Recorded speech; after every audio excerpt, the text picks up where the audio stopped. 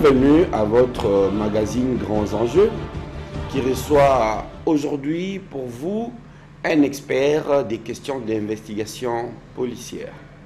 Il s'agit de Toto Massoudi Minasema.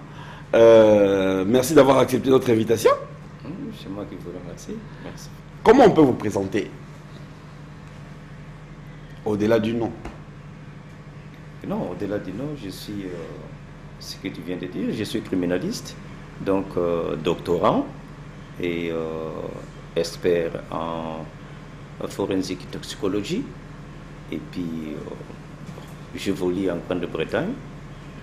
J'ai fait par-ci par-là,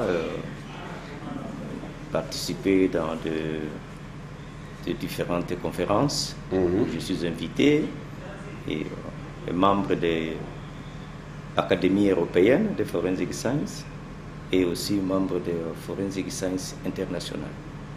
Alors, on va y aller étape par étape parce qu'il s'agit quand même d'une partie importante de la vie nationale. Je pense qu'ici, dans notre pays, nous avons souvent des cas de décès dont on n'arrive jamais à élucider les causes. Et pourtant, c'est votre qualification. Je peux dire aujourd'hui, on a un cas comme celui de Chérubin Okende, paix à son âme, un député national qu'on a trouvé dans sa voiture, décédé dans sa voiture de manière assez tragique. Mais ailleurs, ces genres de choses sont tellement même normalisées que les enquêtes se mènent assez rapidement. Ce qu'on appelle la scène des crimes, ça permet de détecter déjà un certain nombre d'éléments qui peuvent vous permettre d'élucider. Alors, dites-nous un peu, quand vous dites forensique, c'est en anglais, qu'est-ce qu'il y a dedans exactement? Donc, c'est en anglais, mais c'est aussi en français. Ils disent souvent forensique, ça c'est français. Mais en français courant, on appelle ça la criminalistique. C'est-à-dire, c'est la science, l'application de la science sur le système juridique. C'est-à-dire, il faut prendre les disciplines scientifiques pour aider à détecter les éléments cachés qui peuvent permettre de preuves matérielles. Alors, comme tu parlais des cas de l'assassinat des députés Chérubin, je pense si on avait formé les gens ici chez nous, ça ne devait pas poser un problème de trouver un résultat espéré. Tu vois? Alors, tellement que nous avons cette crise d'expertise, c'est ce qui fait qu'il y a un peu de doute. Parce que, bon, quand on voyait les images, je sais que là où le corps de Chérubin s'est retrouvé, ce n'est pas le lieu de crime original. Pourquoi? Donc, ça peut être, il y a la probabilité que ça peut être troisième lieu de crime. Troisième lieu. Troisième lieu de crime, parce qu'il y avait le premier lieu de crime, il y avait le deuxième, et ça peut être troisième. Donc si ce n'est pas troisième, ça peut être deuxième. Mais il y a vraiment beaucoup de chances que ça soit troisième lieu de crime. Et pourquoi la question que j'ai posée, parce qu'aujourd'hui c'est dans les faits de l'actualité. Pourquoi? Qu'est-ce qui démontre cela? Non, bon, c'est là que ça peut être démontrable, parce que si la façon qu'on a trouvé la voiture, ce qui signifie que la voiture a été conduite là-bas. Et puis, les corps sans vie se trouvaient dans la voiture. Et on a vu des traces de balles. Et tu vois, pour dire qu'il y avait des assaillants. Or, les lieux que la voiture s'est trouvée et la façon que la voiture était stationnée, ça pose déjà problème pour les forensic scientists, donc les crime scene investigators, donc les gens qui devaient aller investiguer. Donc normalement, on devait d'abord sécuriser ces lieux-là, sécuriser la voiture et sécuriser les corps à l'intérieur de la voiture. comme je disais, les lieux déjà, voyant la voiture, la façon que c'était stationné, cela signifie que quelqu'un qui conduisait et être attaqué ne peut pas stationner de la façon que la voiture était stoppée. Ça, c'est déjà une question. Non, non, cela signifie que cette voiture... Il n'était pas au volant lorsqu'il a été abattu.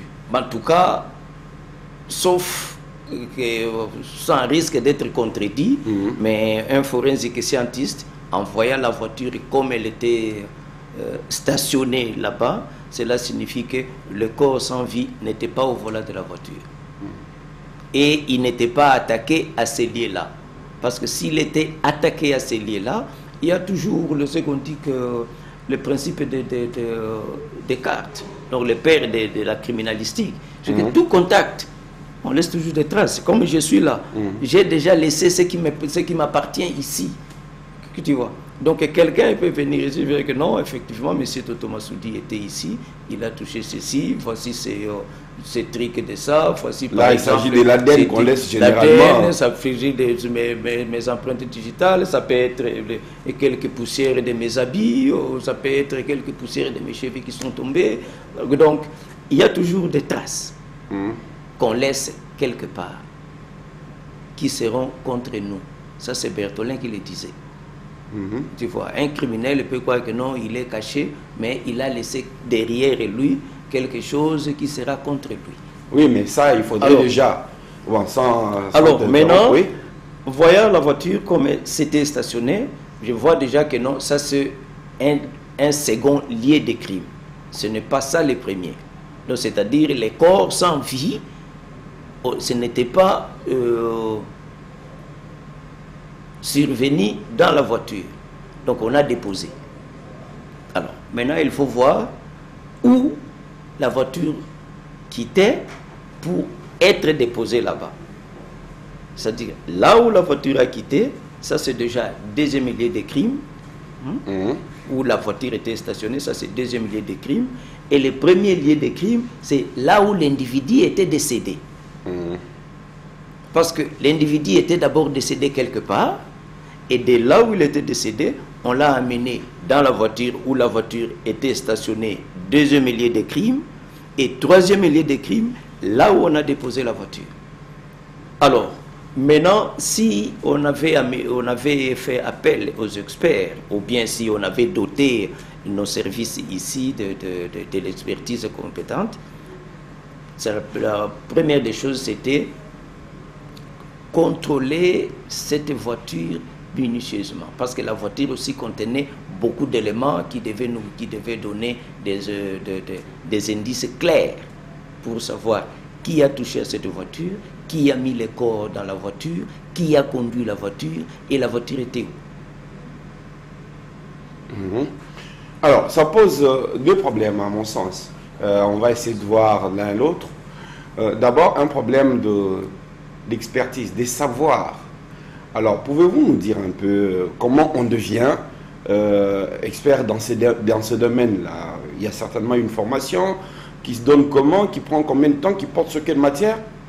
Non, bon, oui, c'est toute une faculté. C'est toute une faculté, parce qu'il faut faire l'université. Oui. Il faut aller à l'université, tu étudies la criminalistique ou forensic science, il y a plusieurs branches dans ça. Alors, mais le plus préliminaire, c'est le crime scene investigator. Donc on fait les enquêteurs, les gens qui peuvent aller au lieu des crimes, collecter les preuves. Et tu vois. Alors, il y a ceux qui sont formés pour ça. Donc, et seulement c'est pour collecter les preuves. Et les scientifiques maintenant, ce sont eux qui analysent pour déterminer que non, là c'est M. John qui avait touché les empreintes digitales que j'ai ici, et ça c'est pour M. John, ça c'est les scientifiques. Et ça prend, pour le niveau de licence, ça vous prend 4 ans à l'université. Alors si tu veux être spécialisé dans un certain domaine, il y a encore un autre 2 ans pour le masters en ça, qui vous fait déjà quelque chose de 6 ans pour être expert. Ça. Et si tu veux continuer, faire le doctorat, c'est quelque chose qui est notre encore 4 ans. Bien, je vois tout le temps que vous avez eu à passer. Mais alors, maintenant, une chose est d'avoir des experts, une autre est d'avoir l'infrastructure ou la logistique. Parce que, par exemple, lorsque on récolte sur une scène de crime des éléments d'identité de quelqu'un qui serait passé par là, il va falloir qu'il y ait une base de données qui possède déjà ces éléments-là au préalable pour qu'on puisse les faire matcher et qu'on sache que, en fait, ces empreintes digitales, c'est de telles personnes. Mais ça pose aussi un problème ici. Je ne suis pas certain que 80% de la population congolaise soit déjà identifiée avec empreinte digitale. Évidemment, si, hormis ceux qui actuellement passent par les passeports où on a presque systématisé les empreintes digitales, mais ça c'est une population, une partie infime de la population. Non, parce que normalement, ici chez nous, comme je le dis toujours, nos criminels sont encore des criminels primitifs, que tu vois. Donc ça ne demande pas beaucoup de technicité pour les détecter. Ah bon? Oui, oui, non, ils sont encore vraiment à un niveau trop bas pour les détecter. Et tu vois, le criminel on n'a pas besoin d'avoir leurs empreintes digitales. Non, non, non, on en a besoin. On a besoin d'en avoir. Et c'est ça, il faut doter, par exemple, la police technique et scientifique des équipements. Parce que dans d'autres dossiers, qu'est-ce qu'on fait? Toute personne qui est interpellée à la police, dès que tu arrives à la station de police, on va prendre tes données biologiques. Parce que tu es convoqué à la police. C'est quoi les données biologiques? Les données biologiques, c'est-à-dire, on prend votre DNA et on prend vos empreintes DNA, digitales. c'est ADN. ADN, oui, on prend votre ADN et les empreintes digitales. Qu'on va mettre dans la base des données de l'ordinateur central pour la police. Alors, comme l'ordinateur central du pays. Du pays, oui. Alors, comme tu disais, affaire de passeport, on donne les empreintes. Non, ça n'a rien à voir avec le criminel. L'immigration n'est... Non, ça c'est juste... non, non, non, non. Okay. Oui, parce qu'il faut aussi tenir compte des droits de l'homme. Oui, oui, on ne peut pas prendre à quelqu'un ses données biologiques à son insu. À son insu, c'est un problème. Oui. Tu vois, on prend les données biologiques des criminels. Donc, toute personne qu'on a convoquée à la police, on prend ces données biologiques. Alors, dans notre cas ici au pays, et bon, je pense que ce qu'il serait nécessaire, c'est de commencer d'abord à doter nos stations de police avec ces machines-là pour collecter les données biologiques de tout criminel. Parce que, bon, je pense qu'ils ont toujours l'ancien système de Berthollet où on prenait des criminels seulement les photos, l'interprétation des photos. Oui, les photos des profils, des faces, des oreilles, tu vois. Bon, ça c'est déjà démodé, ça. Oui, c'est révolu. Ça c'est à l'époque de Berthollet. Tu vois, quand lui, il disait que non, que l'œil regarde ce qu'il voit et ne regarde que ce qu'on a déjà dans nos pensées. Tu vois, c'est comme ça qu'il avait développé cette science des photos. Mais ici, avec la nouvelle technologie, il serait nécessaire qu'on équipe notre police scientifique et la police, des stations de police, avec des équipements qui peuvent nous aider à sélectionner les données biologiques des criminels. Parce que, comme tu disais, il n'y a pas de ces données ici, il n'y a pas de base de données dans nos systèmes. Et moi, je t'avais dit, nécessairement, avec nos criminels d'ici, moi je pense, on peut, comme un détective, comme un scientifique, crime scene investigator, tu peux savoir dès que tu vois le crime et comment c'était produit. Tu peux directement déterminer quel type de personne qui ont dit, et puis vous donner aux enquêteurs, aux détectives, que non, non, il faut sélectionner déjà comme ça, de telle catégorie, les suspects peuvent se retrouver. Alors c'est là, souvent, on peut arrêter les gens en masse. Alors quand on vous arrête en masse, on commence à vous identifier. Donc nous avons les résultats que nous avons des délits de crimes dans nos systèmes. Alors on est en train maintenant de chercher, parce que nous avons carence de ces données. Alors on commence maintenant à chercher les gens qu'on va comparer avec ce qu'on a trouvé au lieu d'écrire. C'est pour ça qu'on lance les détectives. Okay, arrêtez telle personne. On va vous arrêter, on vous prélève ce truc-là. En tout cas, il y a 70% de chances de tomber sur les criminels. Mais est-ce que je n'arrive pas aussi à comprendre comment ça se passe? Il y a des enquêtes qui se déroulent sur plusieurs années et qui sont finalement élucidées peut-être 10 ans ou 15 ans plus tard. Et ils possèdent toujours les éléments initiaux de l'enquête, je ne sais pas moi, conservés dans quel état. Comment ça se fait? Non, c'est ça le problème dans la criminalistique ou forensic science. Le principe de base, c'est la protection des preuves. Les évidences, c'est ce que vous aviez prélevé au lieu des crimes. Donc, il faut les protéger jalousement. Et il y a des techniques pour ça, pour les protéger. Parce que tu peux les contaminer. Et dès que tu les contamines, ça devient problématique. Et tu vois, il y a des cas aussi où il y a comme quand je vois souvent ici chez nous, on paie aussi vraiment, on appelle des experts. La plupart des gens qu'on va soupçonner d'être des criminels, ça doit être le genre de services de l'ordre, la police judiciaire et les policiers, parce qu'ils torpillent les lieux de crime. Alors, un expert, s'il vient, lui, il va prélever ce qu'il va prélever. Et quand il vient avec ce résultat, il dit que non, monsieur, en tout cas, toi, tu étais là. Mais tu ne veux pas nier, parce que tu étais là. Alors, c'est toi le criminel. Alors, maintenant, nous, ce que nous faisons, on protège d'abord les évidences, les preuves, donc. Les preuves, oui. On les protège jalousement, bien gardées, et puis on commence maintenant à suivre les filières. Et tu vois, parce que, comme je t'avais dit, que le lieu de crime change toujours. Oui, je peux tomber sur le deuxième lieu, alors il faut que je cherche l'original qui est le premier lieu, ou soit le lieu était allé jusqu'au 10e, et petit à petit, on va arriver toujours à de telles conclusions. Et souvent, quand aussi les techniques changent, ça peut arriver que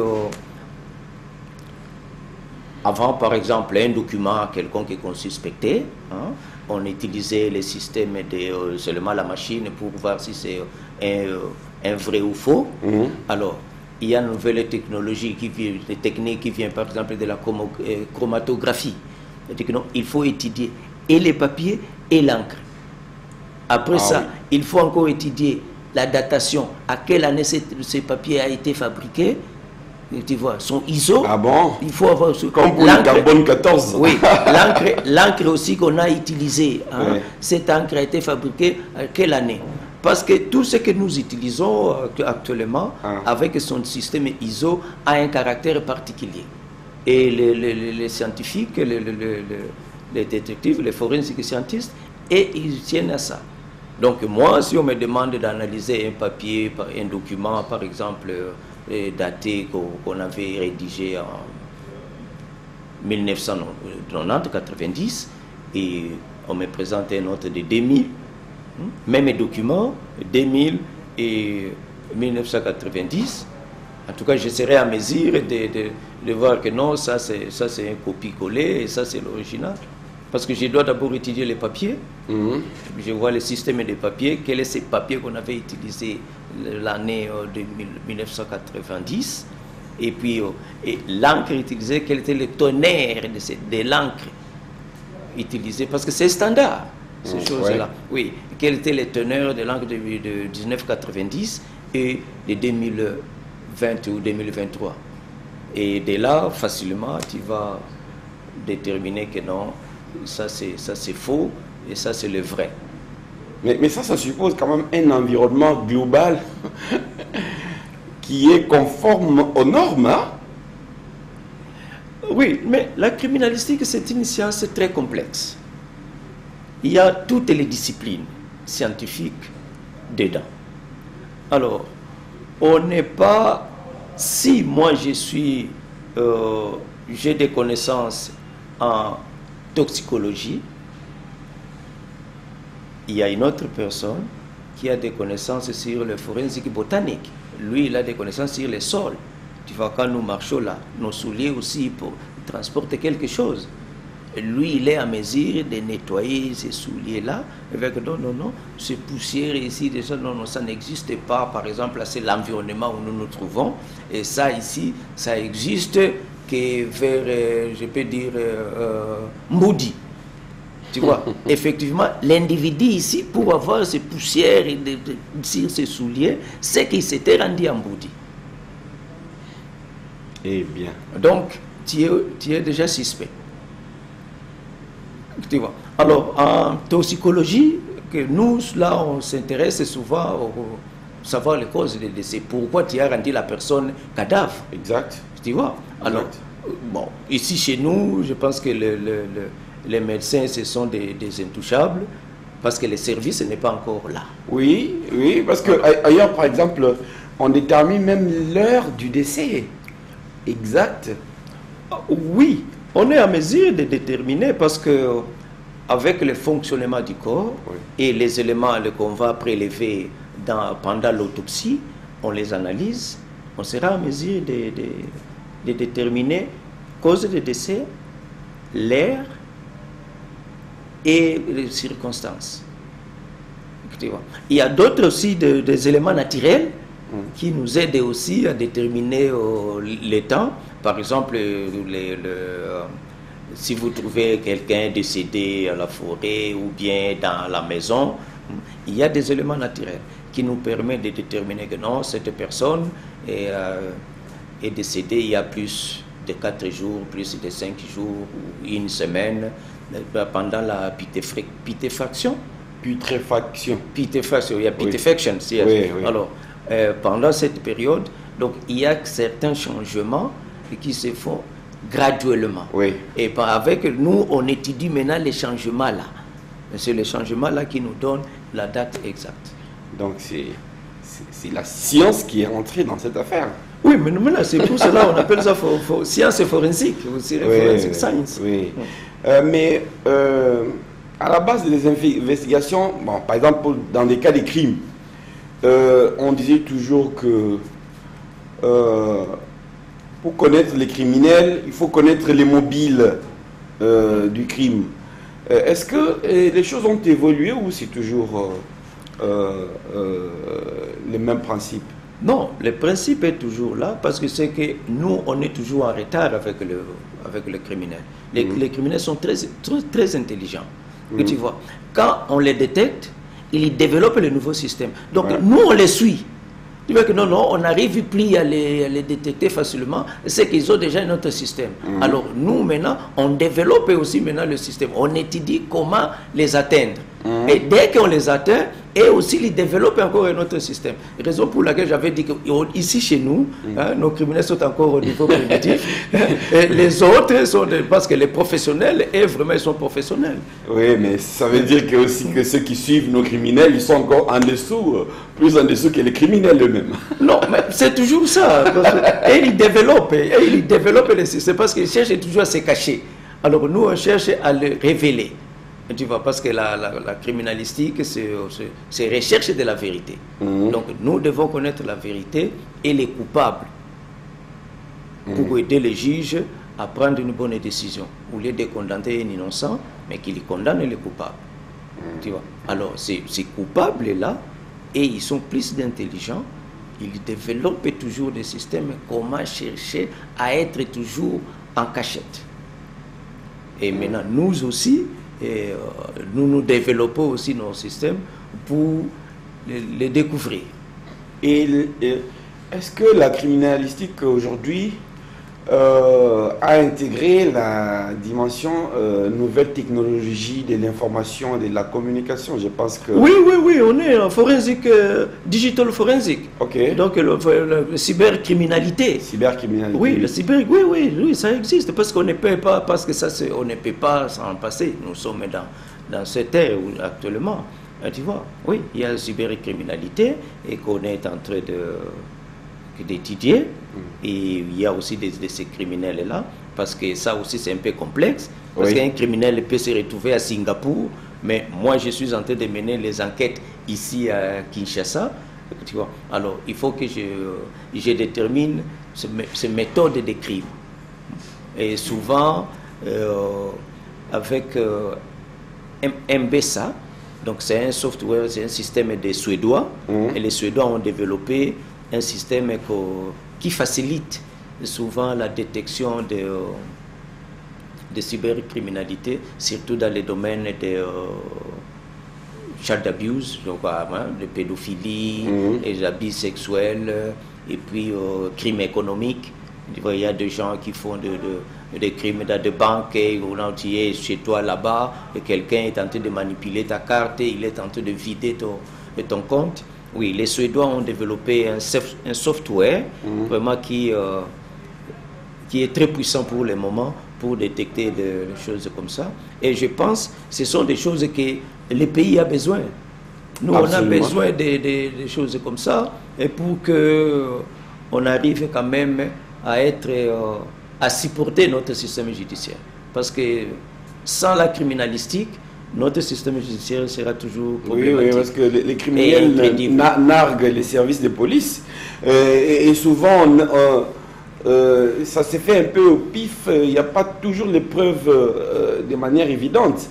Je voudrais essayer de voir avec comment ça se fait, par exemple, dans le cas du téléphone, avec les téléphones portables. On parvient à déterminer, à localiser quelqu'un, au-delà même d'Internet, mais par les réseaux, pour déterminer qu'il a appelé de tel endroit à de tel autre endroit. Cette démarche-là, est-ce qu'il y a une possibilité de la mener parallèlement à la compagnie des téléphones, c'est-à-dire avoir un équipement spécifique, ou bien il faut toujours recourir à la compagnie des téléphones qui va vous permettre d'accéder à sa base de données? Non, c'est ce que je disais, qu'il faut qu'il y ait des experts et qu'on forme les gens et qu'on équipe les services. Parce que quand le service mène ses enquêtes, les networks, donc les réseaux, et aussi, ils sont aussi parmi les suspects. Tu vois, nous suspectons le provider, celui qui pourvoit les services. Alors, nous suspectons aussi l'utilisateur. Alors, la police scientifique ou les parquets, les parquets devaient avoir ses propres équipements qui vont lui permettre d'analyser ça. Parce que tu peux tomber à un téléphone éteint. Alors, le détective, un téléphone éteint, toutes les informations sont toujours dedans. Il faut savoir comment tu dois exploiter ça, sans pour autant allumer le téléphone. Alors, il y a des techniques. Donc, le téléphone n'est pas allumé, et il y a des techniques. Il y a d'autres personnes qui peuvent il cherche un peu à briller les pistes. Il enlève des pistes et puis il laisse le téléphone comme ça, sans batterie, sans quoi là. Il y a toujours possibilité, il y a des techniques qu'on utilise pour collecter les informations que ce téléphone avait émises. Parce que chez nous, ici je veux dire en RDC, à Goma, il y a une société de télécom, pour ne pas la citer, qui fait les frais d'une sorte de colère populaire, parce que il y a souvent des kidnappings et les kidnappeurs demandent souvent le paiement des rançons sur les numéros de téléphone d'une société de télécom précise. Et ça pose toujours problème à Goma. Oui, bon, si les kidnappeurs demandent des rançons à payer sur un téléphone, alors moi je sais ce que je t'avais dit, tu soutiens ma thèse que non, nos criminels sont encore primitifs. Que tu vois, comment ça fait-il que toi tu te dis que tu es criminel et puis tu laisses des traces visibles même sans microscope? Oui, mais ça veut dire qu'en amont, peut-être que la SIM, nos SIM ici ne sont pas... Il y a toujours un problème de liaison entre la SIM et l'identité. Hein. Il y a jusqu'à ce jour, c'est vrai que les compagnies de téléphone ont fourni beaucoup d'efforts, mais il y a beaucoup de SIM qui ne sont pas nécessairement répertoriés ou bien leurs propriétaires ne sont pas nécessairement connus. Non, les problèmes, ce n'est pas identifier la personne à travers les SIM, les personnes et d'appréhender la personne. Parce que quand il a utilisé les téléphones, il a appelé, c'est par exemple, si j'utilise mon téléphone ici, je vais utiliser à partir de l'antenne A. Oui. Alors, maintenant, si quelqu'un veut me découvrir, même si je n'utilise pas mon téléphone, il va venir avec ces signaux tout simplement que moi j'avais lancés. Donc, quelqu'un qui avait réceptionné mon appel, par exemple, à l'aéroport, Njili, j'ai appelé quelqu'un qui était à l'aéroport d'Njili. Alors, les services là-bas, des enquêteurs, ils vont interpeller cet appel et arriver jusqu'ici. Donc, ça ne demande pas tout simplement, il faut identifier, mais ça demande tout simplement l'expertise, les techniques et l'équipement. Donc, c'est ce qui nous manque. Il nous faut ces trois choses. Alors, tu as été formé à l'étranger, tu as suivi une formation. Je pense que c'est un savoir-faire dont les pays devraient profiter. Et comment ça se passe? Est-ce qu'il n'y a pas de gens qui sont intéressés? Bon, la logique chez nous, c'est un peu... je ne sais pas comment la qualifier, mais de toute façon, j'avais présenté mon désir de former mes compatriotes. Ça fait belle lettre, mais je ne sais pas qu'est-ce qui se passe. Alors, je ne peux pas croiser les bras, je dois rester là où je vais trouver le pain des enfants. Tu vois? Mais je présente ce désir. Je présente toujours le désir. Je dis que non, en tout cas, moi, je vais former mes compatriotes. Je vais travailler avec mes amis. Et comme ça, ce que j'ai appris, je serai à mesure de les apprendre. Et quand moi, parce que je ne suis pas éternel, alors quand je passerai, ils resteront avec cette connaissance et ça va continuer. Et là, on sera à mesure d'avoir des experts dans plusieurs domaines. Tu vois, parce que moi, j'ai fait la faculté. Je peux être parmi les 2 Congolais qui ont fait la faculté de Forensic Science. En Angleterre, bien entendu. Non. Donc, au Congo, en République démocratique du Congo. Non, je veux dire avoir fait cette faculté en Angleterre. En Angleterre, oui. Donc, je peux être parmi les Congolais. Si nous sommes à 2, en tout cas, je suis parmi les 2 qui ont fait la faculté, pas formation. La faculté. C'est-à-dire dans les cas contraires, des études académiques. Dans les cas contraires, je peux être le seul. Oui. Ok, d'accord. Là, on va terminer notre émission. Bon, j'espère que on pourra te permettre de faire bon usage de tout ce que tu as appris. Alors, est-ce que tu continues quand même de pratiquer? Oui, je travaille avec plusieurs agences. Et comment ça se passe? Tu travailles avec des gouvernements anglais ou avec des particuliers? Non. Je travaille avec différentes organisations et surtout l'université, parce que souvent, de l'autre côté, en Occident, qu'est-ce qu'il faut? S'il y a un cas, on donne aux agences. Tu vois, parce que le gouvernement, la police n'a pas toute l'expertise. Ils peuvent donner la faculté à l'université. Alors mon directeur à moi, il me dit que non, bon, nous avons ce travail que nous a donné, il faut sélectionner l'équipe qui va descendre sur le terrain. Donc on peut dire que non, ça ici, on va à Syrie, il y a un problème par exemple des armes chimiques, et qu'on veut déterminer if effectivement on avait utilisé l'arme chimique ou quoi. On peut dire que non, il y a un problème au Soudan, parce que comme la fois passée, j'avais dit que non, je suis au Soudan. Ah bon? Tu vois. Alors, il faut aller voir qu'est-ce qui se passe et puis étudier aussi ce qu'ils sont tentés d'utiliser, parce que nous, quand on va, on doit déterminer, oui, si c'est quel type de balistique, tu vois. ceux qui sont utilisés, est-ce que c'est conventionnel ou non conventionnel? On fait des analyses de tout ça là. Et on peut aussi déterminer l'origine. C'est-à-dire que non, bon, ce qui s'est tenté de se passer ici, en tout cas, les armes, des munitions ou quoi, a pour origine X. Donc, et c'est comme ça qu'on évolue. Ça peut être aussi identification dans des cas de catastrophes.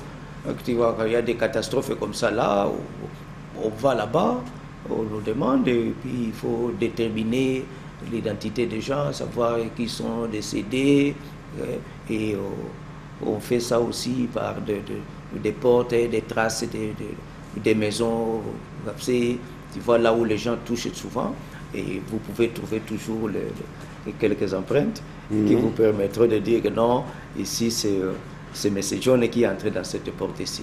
Donc il est aussi parmi les disparus. Ok, d'accord, merci beaucoup pour le temps que tu nous as accordé. J'espère seulement que le Congo saura faire bon usage de cette expertise, et je remercie aussi les téléspectateurs qui nous ont accordé de leur temps, et toi aussi. Merci beaucoup. Ok, c'est moi qui vous remercie. Au revoir et à bientôt. Merci.